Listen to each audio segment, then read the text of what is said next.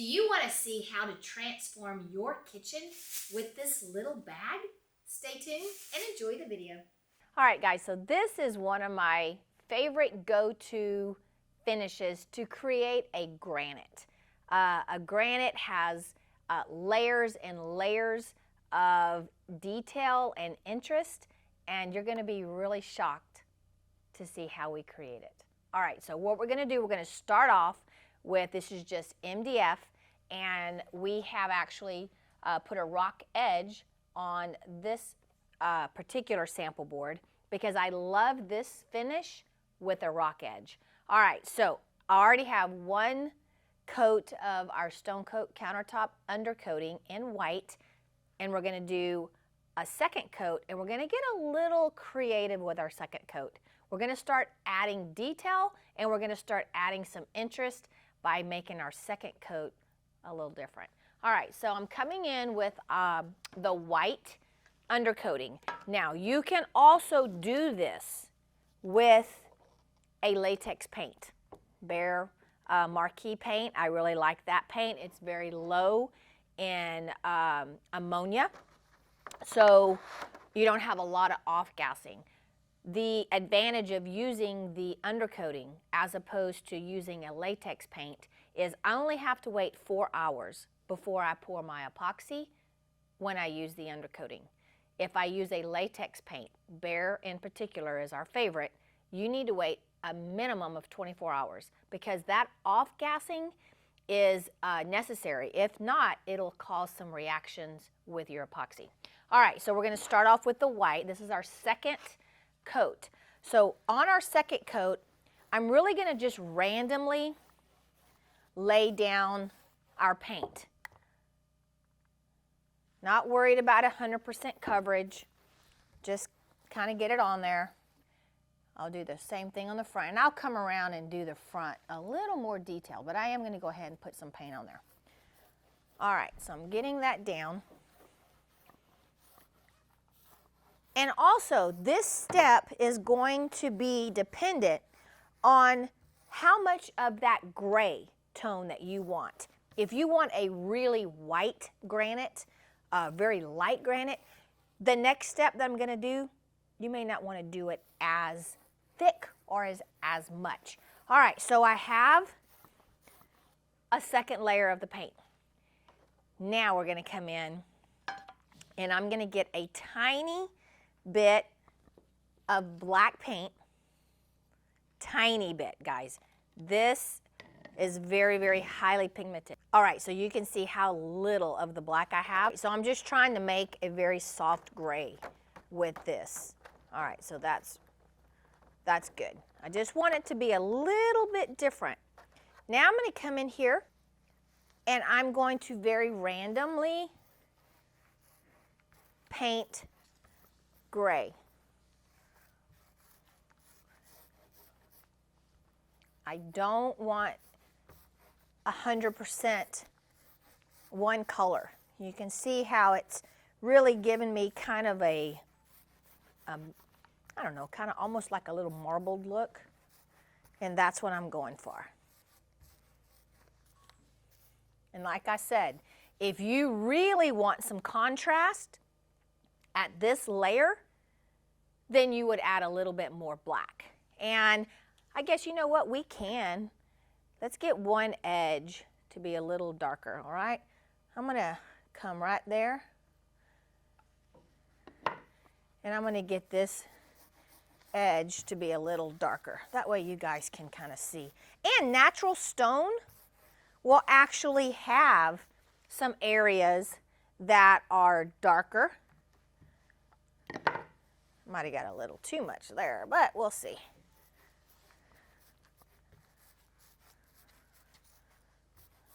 And you'll see on our next layer, if this is too dark, how we can fix it. So don't fret. This is just background noise, guys. Don't worry too much about this because we can always fix this. All right, I kind of like that. That way you guys can see if you want a darker finish. All right, so on our edge, I'm going to put just a tiny bit of color, and then I'm going to work it. Now, being this rock edge, I don't fret when I'm doing a rock edge if I don't get every single little nook and cranny, because I'm going to take those color changes and it's going to work to my advantage. So I'm going to come over here, pick up some of that black, rub it in. Like, I like that, having a little bit of different colors, and we're going to leave it just like that. All right, like I said before, this is where you decide how dark it wants to be. If you want a lot of contrast, then you're going to have darker areas with a higher contrast of the white next to it. This is just a real subtle finish right now. All right, now, you don't have to do this, but I love it. It just adds one more layer of interest. This is our silver mica powder, and it's mixed with 91% isopropyl alcohol at 1/4 of an ounce or half a bag, if you buy it from our website, to 8 ounces of alcohol. Shake it up, and then I'm going to come over here, and I'm literally going to just spray the surface. Now, it's going to leave a metallic finish when all of the alcohol evaporates. And again, this is only building layers. You can even have fun with it. You can make it to where your spray pattern is a straight line, and you can come in here, you can put some veins, and like I said, all of this is background noise. We're going to build upon this. So if you do this and then you come back later and you're like, I really don't like that, it's okay. You're going to see our next step. We can cover a lot of this up. All right, so I'm going to let this dry about an hour, and then we're going to come back to the next step. All righty, we're back, and the top is dry. So I noticed as the base paint dried, it's a little darker than I had in my mind what I wanted it to be. But that's fine, because what we're going to do next, it is so easy to lighten it up. If you wanted a darker base, we can do that too. So very easy to change all of this. Like I said, this is all background noise. All right, go get yourself a little shopping bag. That's what this is. And when you do, make sure that you turn it inside out, because this ink will transpose onto your finish. All right, so I have my bag, very expensive tool here, and we're going to crunch it up. And the way that I crunch it up is I grab a hold of it, and then I just take my finger and I just kind of push it into my palm, because what you really want is texture right here. You don't want this to be flat, all right? Because if we push it flat, we're not going to get a lot of interesting design. So I'm constantly, you'll notice I'll be constantly rearranging my bag. All right, so let's start off with, I guess let's start off with our gray. All right, because we can always lighten this up. I'm going to come in with winter gray. Now the reason I'm doing winter gray, I want to keep this finish very light and not a lot of really hard contrast.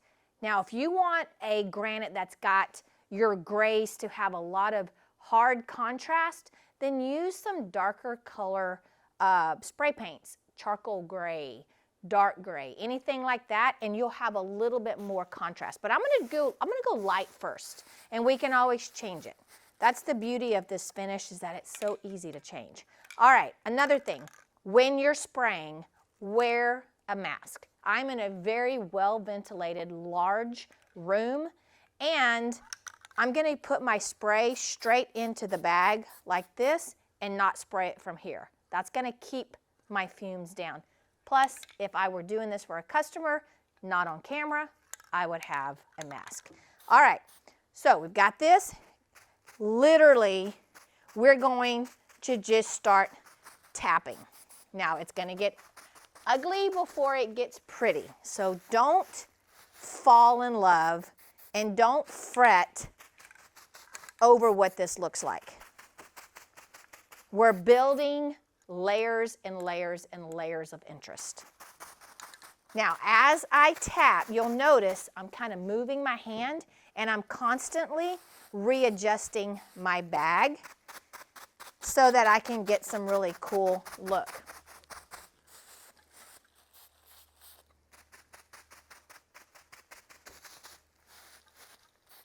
Guys, this is the easiest granite you will ever make. Now, if you see this big area right here, I accidentally got a little bit too much color right there, but that's okay. I'm going to show you how to fix that.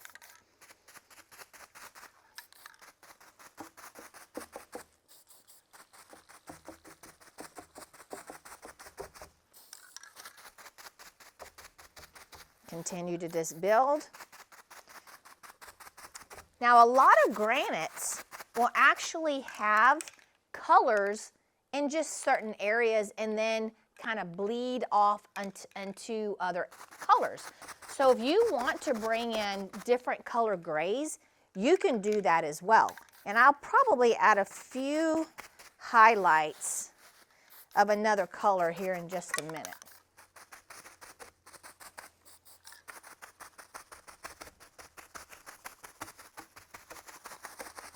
All right, now that I have my bag really saturated with paint, I will kind of tap it, and that's going to give me different, I guess, not sheen, but tiny little specks of that color.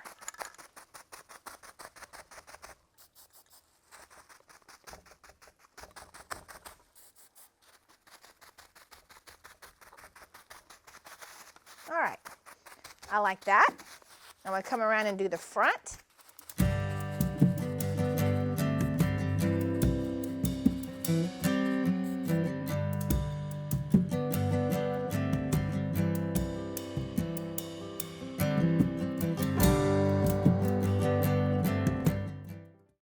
All right, so now let's come in with a little darker gray. I did kind of decide I want a little bit darker gray. This is smoke gray, and these are all Rust-Oleum paints.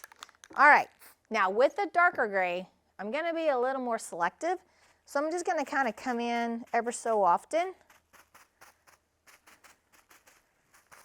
And I'm not pushing as hard. I'm just letting the kind of the tip of that bag kind of touch my surface. Again, this is going to be something that you need to decide what your preference is. If you want more of this darker gray, then this is the time to add it in there. And you notice I didn't even change bags. I kind of like how my bag starts to fill up with paint because it's a little stiffer and it's a little easier for me to create some cool patterns.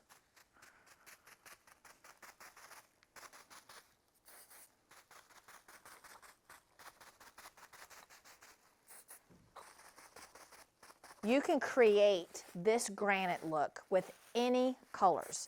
I've done so many of these where I use all earth tone colors and just turns out beautifully. All right, so that's about all of the darkness. I don't want a whole lot of dark in there. Now we're going to start adding the white. The white is going to bring it back to that brightness that I was looking for, because we're going to bury some of the color under the white. Again, I'm not changing bags. And I'm not sure if the cameras will be able to pick this up, but by adding white on top of our white base, we're building depth. And that's what this technique is all about, is just build depth, and build depth.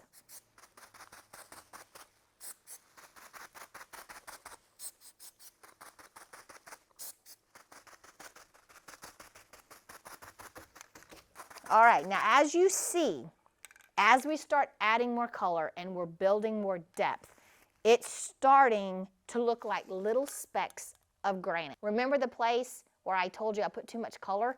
Look what we're going to do. We're going to come in it and we're going to tap over that big color, and we've just buried it, and now it's not an eyesore.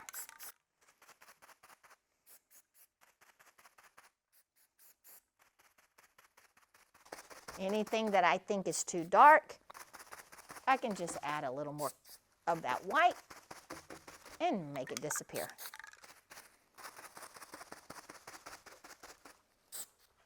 Now, another thing I really like to do, if you ever really go pay attention to granite and you really look at it very close, you'll see tiny little specks of color.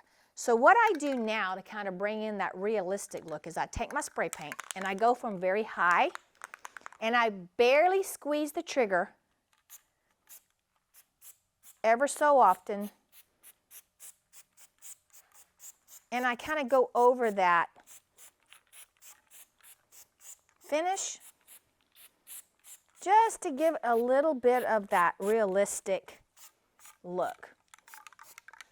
Kind of softens some of those really hard colors. And by just barely squeezing that trigger, it causes the paints to come out in little dots. All right, I love that. I'm gonna go do the front. All right, so it's also important to kind of move around your piece and look at it from different angles, because when I came to the front of this board, I'm seeing the design at a different angle, and I'm seeing places where I would really like to kind of touch up a little bit. So move around your piece quite a bit so that you get different angles. And really pay attention to that front edge. When you walk into a room, the first thing that you're going to see on a countertop is your edge. So you really want to be mindful of getting a pretty edge. Okay, beautiful. All right, so you can see as we keep putting on the color, we're just building so much interest. Now, if you want a little bling or a little metallic in your countertop, which I absolutely love, I love using this product. It's the Rust-Oleum Bright Coat Metallic Finish, and it's real important. It must say rich, shiny, fast drying, and it's going to have a very shiny cap. So, same thing. I am changing my bag for this one because I want this to be a little more pure color. All right, here we go.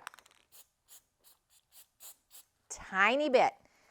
And I'm just going to kind of run this through, and I'm not doing a lot because I want this metallic to kind of catch your eye a little bit, not to be all over the finish. Now, if you want to go crazy and you want to put it all over the finish, I'm giving you permission to do that.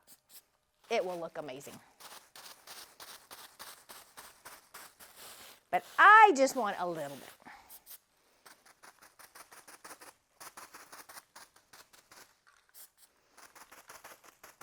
Now, you can do the trick also. We're coming up really high and little bit spritzing your color, and you get these little dots. See that? That's exactly what I was going for.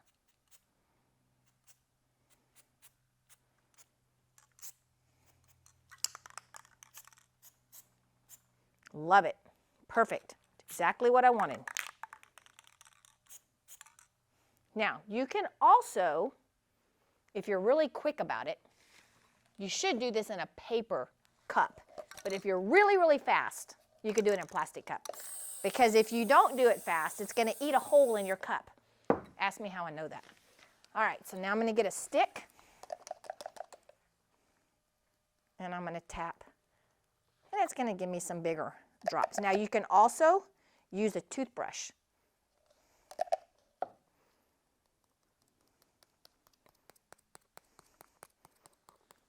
All right, just got a couple. I just want a couple of little dots. Now, if you don't like that, watch.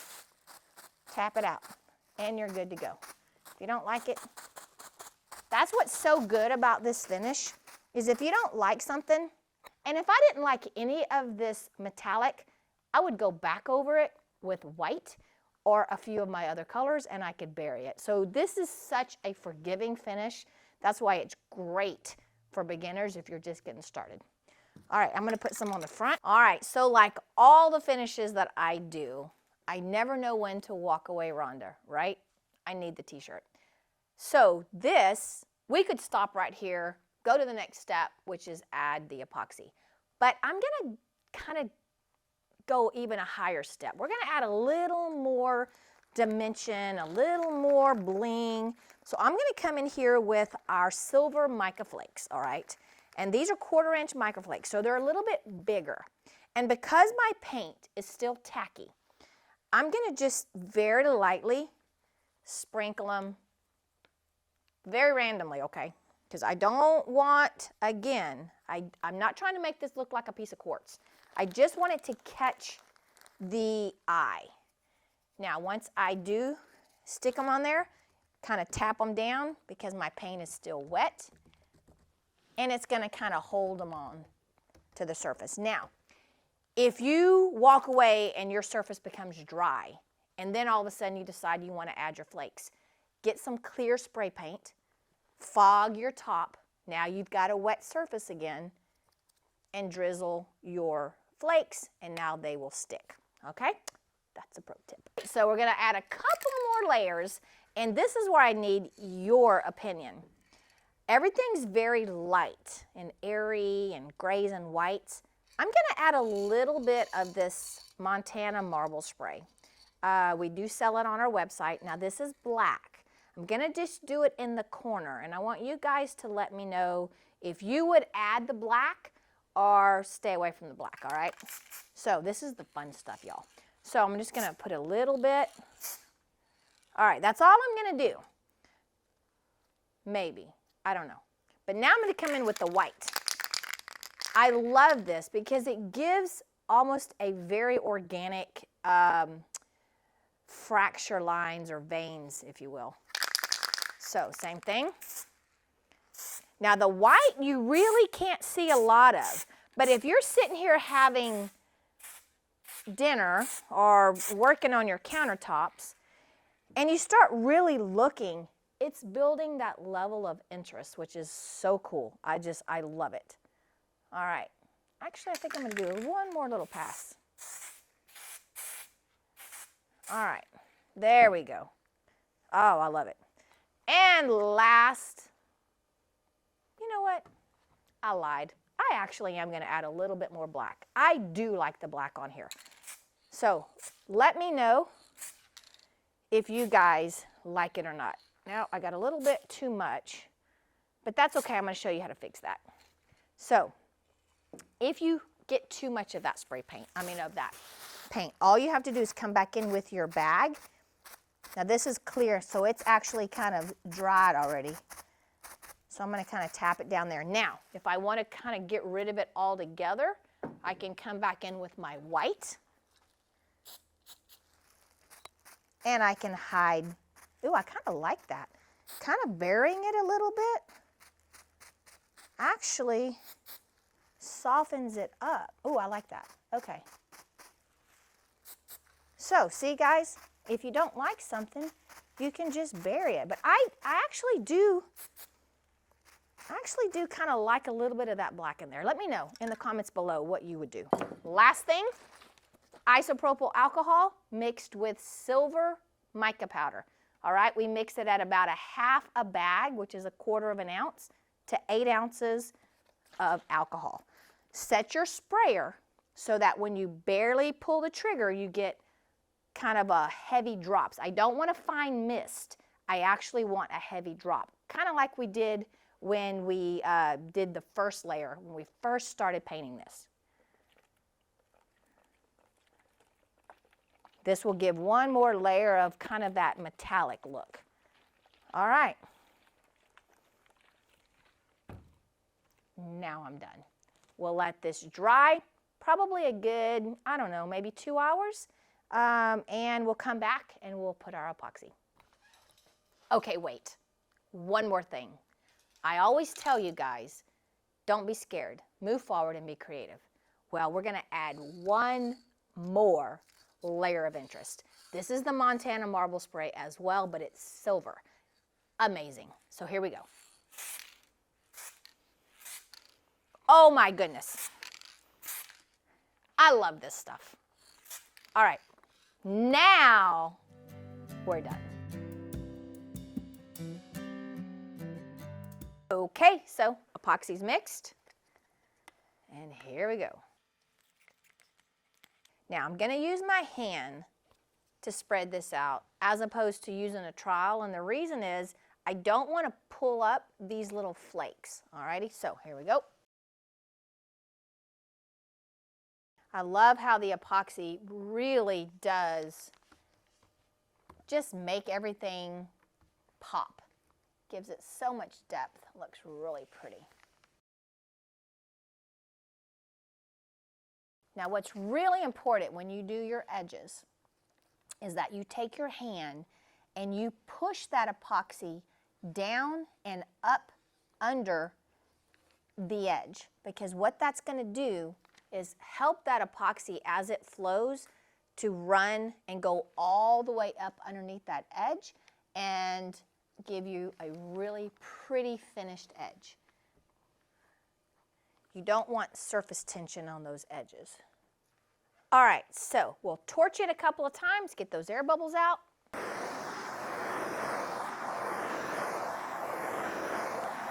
All right, guys, so honestly, you could let this dry 24 hours and come back with another clear flood coat, and you could be done, because this is really a beautiful finish. But I want to give more of that granification, that granite look, and we're going to do that on our first layer of epoxy. Now, I like to wait about 15 to 20 minutes, let my epoxy start to kind of move, start to kind of thicken up just a little bit before I do the granification.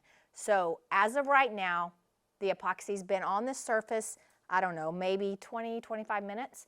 So depending on the epoxy that you're using and the open time is going to determine how long you wait from the time you pour it to the time you do this. So here we go. All right, white gloss spray paint works the best. Now you can do a gray, but I really want this white to pop on the top. So we're going to come in with the white. All right, so here we go. Now I'm being mindful of where my flakes are. Also, I don't want to be very opaque over that, but I am going to go over the entire surface. Now some of the surface is going to be very opaque. Some I'm just going to lightly go over, where you can actually kind of still see through it, because I want those layers of depth. Now, have your alcohol ready, because you don't want that paint sitting on top for very long. Alcohol in the hand, big drops first, our Italian drip. You want the big drops first. Now, don't put too much. It looks like I'm putting a lot of alcohol, but I'm really not. Now, once I get the big areas, then I'm going to come over with a very fine mist, and I'm barely squeezing the trigger. I am not putting a lot of alcohol on my surface, guys. That will be the biggest mistake that you make, is putting too much alcohol. You can always go back and kind of tweak it, but if you put too much alcohol, you're going to love it for about 20 minutes. Then it's going to run and look very, very blurry. Also with white, you have to give it time. You cannot make a decision right off the bat. You have to give this time for the epoxy and the spray paint and the alcohol all to duke it out and get a cool finish. So we'll give this about 20 minutes and we'll be back. All right, so there's a couple of things you need to know about this. Once you do the spray paint and you do the Italian drip with the alcohol, even after the alcohol has evaporated, you don't want to torch, because what will happen is if you torch, you're going to heat up your epoxy and you're going to cause all these beautiful cells to expand, because the epoxy is going to move because you've heated it, and all those beautiful cells are going to get big and they're going to go away. So you don't want to torch after you've done your spray paint. Another thing, because the epoxy is moving, you noticed I did not spray my front edge, because what would happen is if I sprayed the front edge and I hit it with alcohol, as it moved, all of that would drain down. So I'm going to wait probably a good hour maybe, and then I'm going to come back and I'm going to very lightly spray my edge and then hit it with a little bit of alcohol. Another way to do this is to wait till it's completely cured. Wait 24 hours and then come back with your bag again, and then very lightly tap white on that front edge to kind of blend it all together. Then when you put your final flood coat on there, it's going to look as if you sprayed it just like we did the top. So we'll wait, we'll come back, and we'll do our edge. So our epoxy is really starting to slow down. It's actually not even dripping anymore. So that's when you're going to want to address these edges. All right, so there's a couple of ways you can do that. You can actually spray your hand, and you can come in and tap. Okay, we're still a little bit too wet to do that method, but if you were to wait 24 hours where it was already cured, that would be a great way to do your edges. What we're going to do is we're going to come in here and very lightly hit our edge. Now, you can come in here with a paper towel. You can tap your edge like this, and I really like this because my whites are staying in the grooves. If I were to add alcohol, it could cause it to run a little bit. If this were black instead of white, you would really be able to see the effects. But I think what I'm going to do is, since I am using white, I think I'm just going to come back with a paper towel, and I'm going to pull that off the edge. I think I like that method the best. Yeah, I really like that. Just be sure to change your paper towel. Don't just come in with the same side, because if you do, all you're doing is kind of making mud with your spray paint. All right, so I want to point out a couple of things to you and why we apply the spray paint the way we do. When I was spraying the white, remember I said put some areas thick and more opaque, and some areas I just kind of skipped and put very lightly. This is why. Look at the opaque areas, how it really made a webbing. And then you come over here in this area where there's just a little bit of spray paint, and you can still actually see down through that spray paint to the bottom, and that's where you get your 3D effect. So when you spray your white or your black or whatever color you're spraying, be aware of the depth and the opaqueness that you're doing. Don't do it all solid. Do different levels of opaqueness, and you'll really get that 3D look. All right, so this finish is color-wise done. We're not going to add any more color. What I'm going to do is I'm going to wait, let the surface cure. We'll come back with a flood coat, and then we'll wait 24 hours after that flood coat, and we'll come back. In my opinion, I think a matte finish really will make this look so authentic. So I'm going to come back with the ultimate top coat in matte. Alrighty, let me talk to you a little bit about flood coats. Because we have spray paint literally sitting on the surface, normally once your color coat has cured, we come back and we sand it before we pour our flood coat to create that mechanical bond between the two layers of epoxy. If we were to come in aggressively and sand this, we would scratch the spray paint. So what you can do is there's going to be a window of time where you can pour your flood coat and you don't have to sand. Now that window is going to depend on the temperature and the humidity of where you poured this finish. Usually it's about 10 hours, 10 to 12 hours.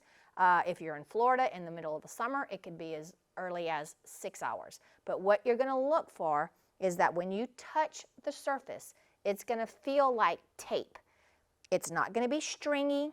You're not going to leave a fingerprint, but it will feel a bit tacky. At that point, you don't have to sand.